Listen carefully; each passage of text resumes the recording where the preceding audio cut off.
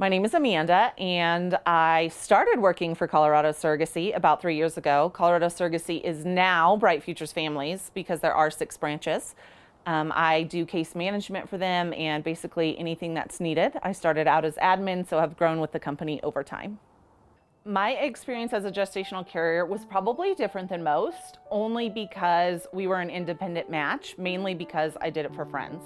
So we didn't go through an agency, we didn't really have a whole lot of support, including I didn't even have my own lawyer to start with. So it was a very different experience in that way because I was doing it for friends.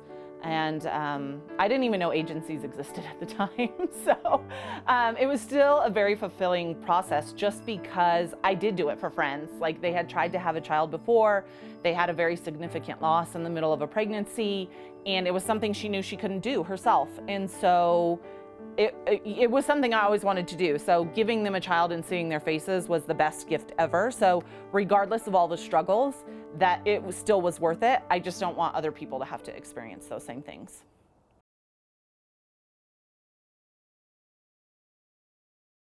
After going independent, now working for an agency, I definitely see all the benefits. So being independent, you're it. Like if they need medical records or if they need anything, they come directly to you. You don't have a sounding block. You don't have that person to help you find these things or, hey, can you follow up for me? That's all on your shoulders. If you have any questions about medications, you have to contact the clinic directly, which we would still advise you to do as an agency, but there is no other support system. So if you can't get a hold of the clinic or, the nurse isn't available, or something happens, there is no other sounding board. And so you are really stuck. It's on you. And there are no answers. Like if you're like, hey, what's the timeline look like? What's going to happen with this? Well, I don't know. I just have to wait for the clinic to give me answers. So there's no support system, basically.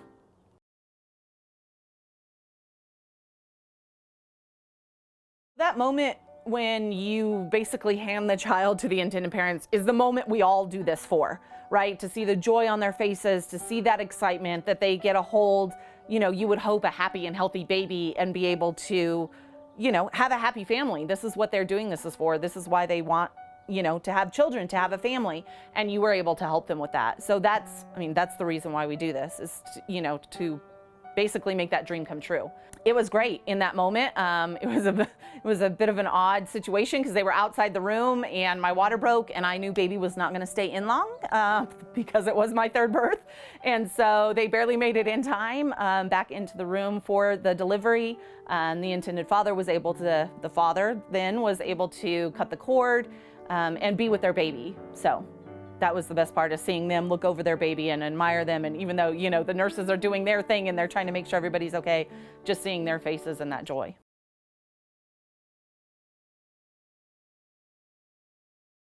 I knew growing up that I would probably want to be a gestational carrier or be a surrogate in some fashion because my sister had cancer when she was young.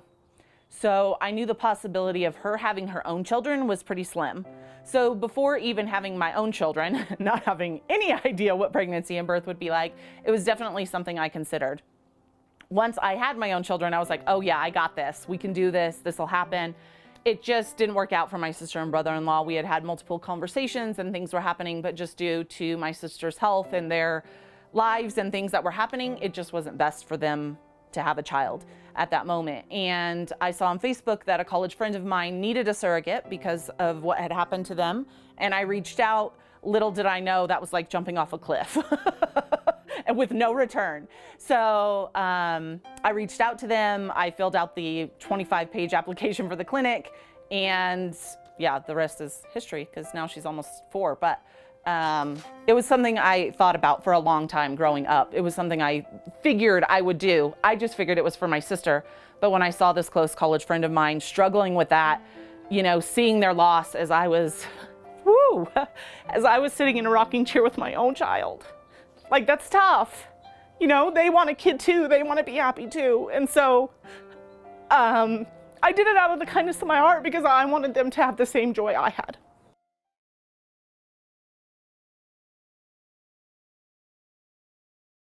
It was just something I wanted to do and knew it was possible, but like I really hadn't researched the process. I didn't even know there were agencies. I didn't even know if there were support groups, like none of that.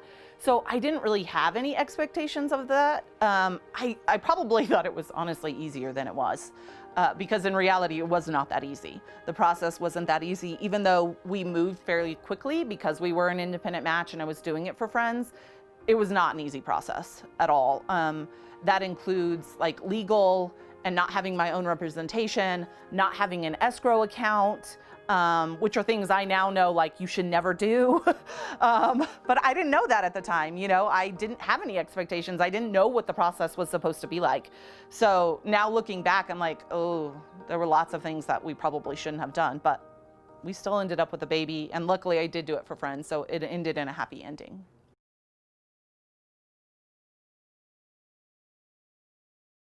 The most rewarding part of the journey for me was definitely them seeing their baby for the first time, being able to hold that healthy baby, feed that baby for the first time. But even more so, because they are friends of mine, because we do keep in touch, is seeing those pictures all the time, like seeing this little girl grow, watching all the new things that she's learning, seeing the joy in her family's faces, you know, when she gets to go spend time with grandma and grandpa, and that kind of thing is really the best, is being able to, you helped create a family.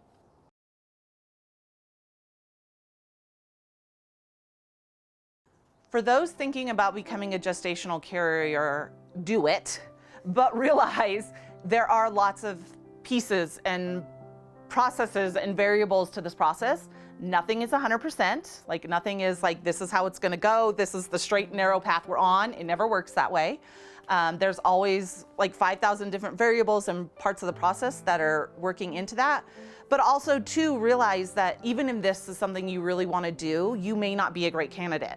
So even though I did this for friends of mine, I still had to go through a screening process. They still had to pull my medical records. I still had to get a physical screening. I still had to do psych, a psych consultation. So all of those things are part of the process, and you might not make it through in order to actually become a gestational carrier.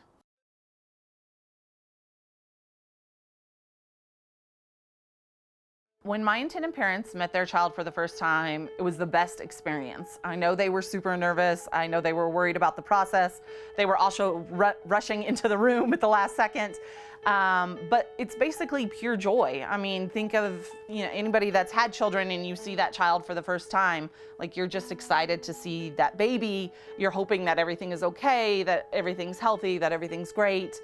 And just, you know, them excited to be able to start this next chapter of their life.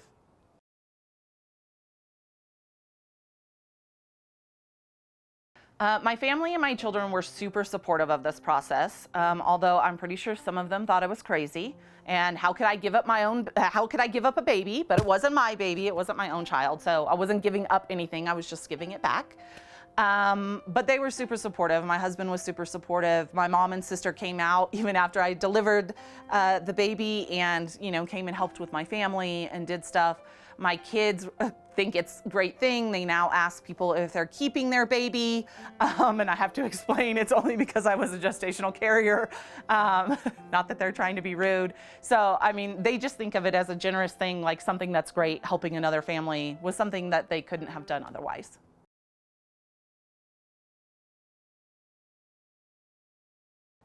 So an approach to kind of the emotional aspect of it, we get the question all the time, even myself personally, being a gestational carrier, is how could you give up that baby? How could you give up your baby? And my answer is always, it wasn't my baby.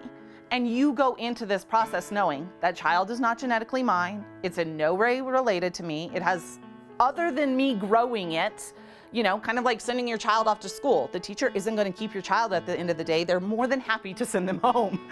You know, so same kind of thing, it's just a little longer time period. You know, for that 9 months, I'm helping the baby grow and, you know, yeah, grow and be ready for, you know, to come out and meet their parents. But it wasn't my child. I wasn't giving up anything. I was only giving her back. And that's really honestly how most gestational carriers feel, most of them feel, is that they are just giving the child back to their parents. Most gestational carriers are done with their family. They don't want to bring another child home. That is not their goal. That is not why they're doing this. They really are wanting to help somebody else.